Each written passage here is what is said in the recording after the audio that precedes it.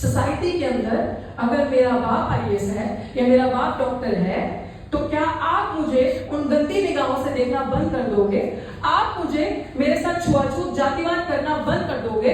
आप मेरे साथ जो सोसाइटी के अंदर हाल होता है कि अगर आप जितनी पोजीशन पे जाते हो उतना आप इनकी आंखों में खटकते हो। आपने हाल ही में, मुझे लगता है मेरा आंदोलन सबने ही देखा होगा, जो बहुत बार हम चिल्ला चिल्ला के कहते हैं कि जब हम उस लेवल पे पहुंच जाते हैं, जब हम अपनी आवाज उठाते हैं, तब हम we become more glaring to their eyes। हम ज्यादा उनको दिखते और ज्यादा चुपते हैं कि ये चंद बच्चे, ये चंद पढ़ लिख कर आके प्रोफेसर से बोलते हैं, ये विरोध दर्ज करवाते हैं। अगर इसके जैसे रिजर्वेशन का लाभ उठाकर सभी ऐसे हो गए, सभी ऐसे निकल गए, तो हमारी तो पोल पट्टी खुल जाएगी, हम कहाँ जाएंगे? लेकिन शायद वो ये भूल चुके हैं कि रिजर्वेशन लेने वाले we are not the first ones. हमसे पहले 3000 साल का रिजर्वेशन, 100% रिजर्वेशन, वैदिक रिजर्वेशन किसने लिया था? किसको अधिकार था पढ़ने का? किसके दादा बाबा, किसके दादा सीजीआई है? कौन खुद सीजीआई है?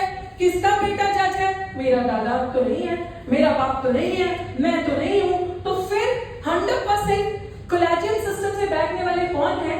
तो मुझे लग रही है मेरे पास कुछ टेक्निकल पॉइंट्स हैं जो मैंने हाल ही में अपने मीडिया के साथियों के साथ जंतर मंतर के 21 अगस्त को शेयर किया था। आप सब इंटेलेक्चुअल हैं और आप वाकई में क्रीमी लेयर नहीं, क्रीम है, इसीलिए वो आपसे डरते हैं। और मुझे ऐसा लग रहा है कि हम लोग, ये लोग बहुत छोटे, ये नहीं सोचने की जरूरत है हाँ ये वक्त बिल्कुल इमरजेंसी का दौर है। और ये इमरजेंसी का दौर क्यों लागू हो चुका है आज? क्योंकि जो निकम्मे, निठल्ले, बोल सकती हूँ, जो चीप मेंटालिटी के, है ना, बोलना चाहिए, क्योंकि ये जो कैमरास यहाँ पे लगे हैं ना, कैमरास ये वाले नहीं, ये जो कैमरास यहाँ पे लगे हैं ना, ये कैमरा सीधे जाते होंगे आरएसएस की शाखाओं में, ये मोदी के दफ्तर में, और दिखाते होंगे कि इस स्पीकर ने क्या कहा। क्या मतलब वो सोशल मीडिया देखते हैं या नहीं देखते, लेकिन उनको अपनी औकात समझ में आनी चाहिए। ये इमरजेंसी का दौर जो आज लगा है, ये किसकी वजह से लगा है? ये उनकी वजह से नहीं जो कभी हमारे लिए खड़े नहीं हुए। ये उनकी वजह से नहीं लगा कि जब हमारी बहन बेटियों का रेप होता था, जब हमारे लोग मरते थे, तो शमशान घाट में ये कहते कि ऊंची जात वालों का यहाँ की अर्थी जलाई नहीं जा सकती, यहाँ आपको दफनाया नहीं जा सकता। जब हमारा बच्चा घोड़ी पे चढ़ता था, मूंछ रखता था, तो उसको घोड़ी पे बैठने नहीं दिया जाता था। जब हमारा बच्चा पानी की आस में घड़े से पानी पीता था, उसको मार दिया जाता था। ये वो लोग जो हमारे लिए तब आके नहीं लड़ते थे। ये इमरजेंसी का दौर उन लोगों के लिए नहीं है। ये इमरजेंसी का दौर जो लगा है आज, ये हमारे अपने निकम्मे निठल्ले लोग जो सांसद बनके भाजपा में बैठे हैं, उनकी चुप्पी, उनकी गुलामी, उनकी चाटुकारिता की वजह से आज हम ये सब सह रहे हैं। आज हम सबके कंधों पे ये बड़ी जिम्मेदारी है। And to be very honest, forget that there is opposition in the country, because opposition plays dirty politics. Opposition picks and choose things for their own benefits. कि ये मसला अगर हमें सूट कर रहा है, हमारे पॉलिटिकल प्रोपेगेंडा को सूट कर रहा है, तो हम इसमें इस मसले को उठाएंगे। अगर कोई दलित बच्चा मर जाता है, अगर हमारा इंस्टीट्यूशनल मर्डर हो जाता है, कि सुसाइड हो जाती है, it is very easy for the opposition. आओ ना, मोमबत्ती तो जलानी है, डफली तो बजानी है, 4 नारे तो लगाने हैं, so you will get a political land. ऐसा होता है। तो जब जीते जी आप विरोध करते हो और अपनी बात रखते हो, आप मैदान में खड़े होते हो, तब ये लोग आपके साथ नहीं आएंगे।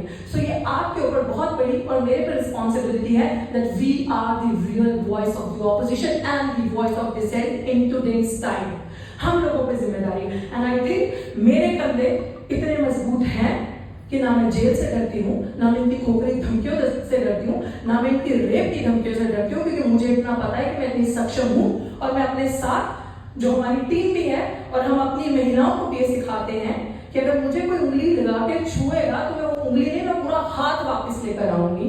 इतना दम मैं अपने आप में रखती हूँ और मैं सरकार से लड़ना चाहती हूँ। और मुझे यही लगता है कि ये चंद लोग, जब हम घर वापस इस ऑडिटोरियम के बाहर जाएंगे और हम यहाँ से एक मैसेज लेकर जाएंगे कि अब हम जो लोग विभाजन करने, डिवीजन करने की हमारे अंदर कोशिश कर रहे हैं, हमारे समाज के लोगों को एक वर्ग, जो हमारे समाज का सबसे मेहनतकश वर्ग, जिसे वाल्मीकि समाज या धनिक समाज कहते हैं, जो सबसे, मैं कहती हूँ, लोगों से कहते हैं कूड़े वाले, नो दे आर सफाई वाले। कूड़े वाले तो हम हैं, गंदगी तो हम फैलाते हैं। सफाई करने वाला वर्ग जो सबसे मेहनत का काम करता है, उसके ऊपर सबसे बड़ी गाज जो गिरी है।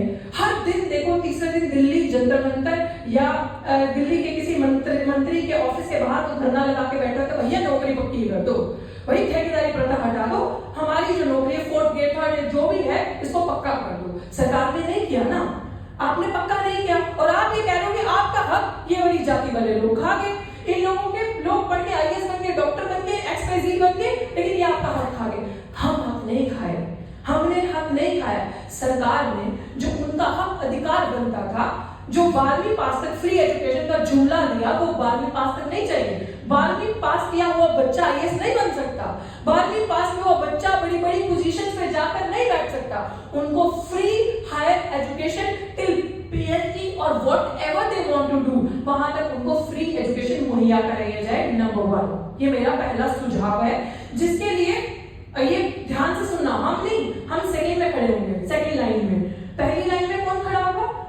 भारत की जो आज वर्तमान सरकार है, वो भ्रष्ट जनता party, which is BJP, Bharatiya Janata party, वो दूसरे नंबर पे खड़े होंगे। So called anti social elements जो इनके संगठन है, वो जो आज हमारे समाज के लोगों को उकसा रहे हैं और आपस में लड़ा रहे हैं, वो हमारा अधिकार मांगेंगे बैकलॉग का। नौकरी हमने नहीं खाई, हमें एनएफएस किया। हमें जब हम इंटरव्यू देने जाते हैं, अब बेंच फुल ऑफ लिटरली वो खुद नॉट सूटेबल लोग हैं जो हमारा इंटरव्यू लेते हैं, वो खुद जुगाड़ से, वो खुद लोगों के गॉडफादर अंदर बैठे होते हैं, जो वहां बैठ के हमारा इंटरव्यू ले रहे होते हैं, वो खुद सूटेबल नहीं है उस पोस्ट पे बैठने के, पढ़ाने के। अगर गॉडफादर ना हो इंटरव्यू के अंदर, तो ये लोग सिलेक्शन कमेटी से पास ही नहीं हो सकते। ये रियलिटी है इंस्टीट्यूशंस की। और ये लोग हमें नॉट फाउंड सूटेबल करके, अभी हाल ही में political science department Delhi university में एक ओबीसी पोस्ट पे इंटरव्यू था, एनएफएस कर दिया। सबसे ज्यादा धांधली जो हो रही है सोशल, ये स्कूल ऑफ ओपन लर्निंग जो है, वहां पे सबको एनएफएस किया जा रहा है। वो बहुत सोचे समझे साजिश है। वो पोस्ट एनएफएस करके बैकलॉग में डाल देंगे, वो बैकलॉग रोस्टर का घूम के वो पोस्ट जर्नल में चली जाएगी, और वो बैठ के वहां पे लाभ ले रहे होंगे, और हमारे वाले गद्दार दलाल तालियां पीट रहे होंगे, और हमारे वाले दलाल और गद्दारों में बेंच के अंदर बैठ के इतनी हिम्मत नहीं होती जो एक्सपर्ट बन के जाते हैं इंस्टीट्यूशंस के अंदर, कि वो वहां बैठ के ये बोल सके कि नहीं, मैं स्टैंड अलोन हूं, मैं अकेला खड़ा हूं, आप ये गलत कर रहे हो। वो वहां ताली थपथपाते हैं, और वो जो फैसला बाकी 5-7 लोग बैठे होते हैं वो देखकर आ जाते हैं। तो हमारी दूसरी डिमांड जो सबसे बड़ी होगी कि हमारा जितना भी बैकलॉग है, हमें वो दिया जाए, और मात्र 1 साल तक के टाइम बाउंड के अंदर वो बैकलॉग पूरा का पूरा भरा जाए, और उन बैकलॉग की सीट्स पे 1 महीने के अंदर, ज्यादा टाइम नहीं लगेगा, सिर्फ टेक 1 मंथ। इस गवर्नमेंट को मैं चैलेंज कर रही हूँ कि 1 महीना लो और हमारे साथ फेयर डिस्ट्रीब्यूशन करना है, तो 1 महीने के अंदर सिर्फ और सिर्फ उन बैकलॉग की पदवियों पे, चाहे वो डॉक्टर्स के अंदर हो, चाहे वो इंस्टीट्यूशंस के अंदर हो, चाहे वो नॉन टीचिंग, चाहे वो टीचिंग का हो, आप सिर्फ और सिर्फ हमारे समाज के जो हाशिए पे बैठे हुए लोग, जिनका आपको बहुत दर्द है, जिसे हम वाल्मीकि तबका कहते हैं, सिर्फ उनको परमानेंट करेंगे। हम में से सब लोग उनके साथ खड़े होकर, कोई नहीं जाएगा इंटरव्यू के लिए, सिर्फ वो लोग इंटरव्यू के लिए जाएंगे। आप करो आप यही सिस्टम रेप्लिका करो, ठेकेदारी प्रथा हटाओ, प्राइवेट सेक्टर हटाओ, आप उनका जो आपने आउटसोर्स किया है ठेकेदारी प्रथा, जो उनके जो लोग नौकरियां मांग रहे हैं उनको भड़काया है, आप उनको परमानेंट करो। हम में से हमारा लोग कोई नहीं जाएगा। And the third most thing कि जो भाई चोरी के दरवाजे से आना, भाई हमें टैलेंट है, ठोक बजा के सीने में बोलते हैं 4 किताबें पढ़ी हैं भले, लेकिन बड़ी जबरदस्त तरीके से जितना पढ़ा उसको प्रैक्टिकल इंप्लीमेंट करने में जमीन पे दम रखते हैं। तो फिर चोरी के दरवाजे से क्यों आना? आईएएस बन के, सेक्रेटरी बन के सीधे आओ ना, बैठो ना, दो ना इंटरव्यू, तब आपको लेटरल एंट्री से चोरी से आना है। तो मेरा चौथा सुझाव, जो 45 सीटें सरकार ने निकाली थी कि 45 सीट्स लेटरल एंट्री से भरी जाएगी, जिसमें अगर रोस्टर या अगर प्रॉपर इंप्लीमेंटेशन रिजर्वेशन पॉलिसी का फॉलो होता तो best of my understanding 12 OBC की होती, 6 एससी की होती और 3 एससी की होती, जो मेरी अंडरस्टैंडिंग है। तो एक काम करो, वो 45 सीटें, कुछ हमारे समाज के लोग गए थे वहां पे सरकार मोदी से मिलने और बोलने के लिए कि इसको वापस ले लो, ये गलत है, और मोदी जी ने दिखाया कि हाँ मैंने वापस, सरकार ने दिखाया मैंने वापस ले लिया। भाई वापस ना ले, इतना एहसान हम पे मत कर। तू एक काम कर कि जो 45 सीट्स तूने निकाली थी ना, तो वो सीधी की सीधी दोबारा निकाल के हमारे वाल्मीकि समाज को दे। सेक्रेटरी लेवल पे, बड़े बड़े डायरेक्टर लेवल पे सिर्फ और सिर्फ अगर लोग होंगे तो वो हमारे होंगे, हम लोग नहीं जाएंगे। आप अग्री करते हो? आप अग्री करते हो इस पॉलिसी से? अग्री? तो हम नहीं लेंगे, आप उनको दो। सरकार करेगी, जहां देने की बात आती है वो देगी, करेगी। तो ये चीजें हैं जहां पे हक मारी करनी है, वहां पे करनी है। अब लास्ट चीज आ जाती है कोलैजियन सिस्टम से। जजेस आप आओ, आज 7-8 जजेस का बेंच बैठ गया कोलैजियन सिस्टम से। प्रथा चलती आ रही है सुप्रीम कोर्ट में, हमारा कोई बनता ही नहीं, हमारे कोई लोग ही नहीं, तो हमारे साथ जस्टिस कैसे होगा?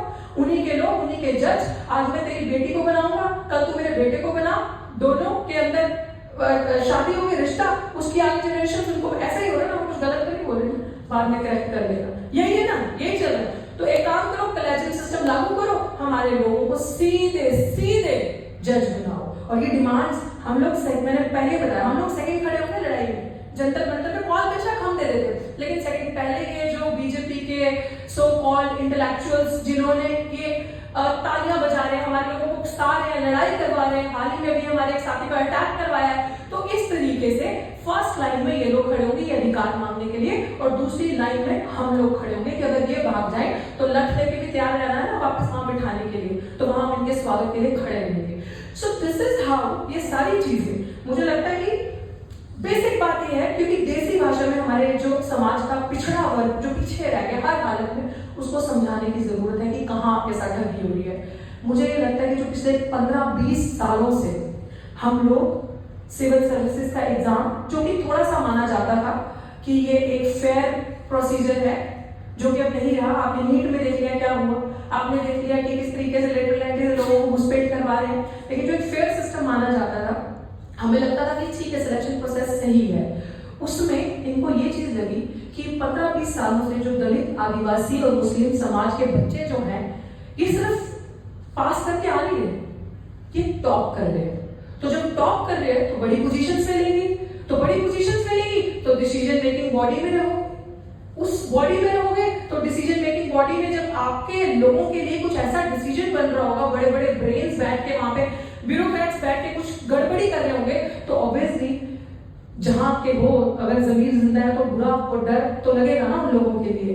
तो वो एक प्रॉपर प्रोसीजर फॉलो करके साजिश के तहत ये चीजें हो रही है कि रिजर्वेशन का एक ढांचा रह जाए और अंदर कुछ ना बचे इनके लिए। लेकिन इन सब चीजों को हमें एक साथ देखने की जरूरत है, चाहे वो जुडिशरी हो, चाहे लेटरल एंट्री हो, चाहे ये सब क्लासिफिकेशन हो रहा है, ये सब कुछ मिला हो, ये कहीं पे भी अलग नहीं है।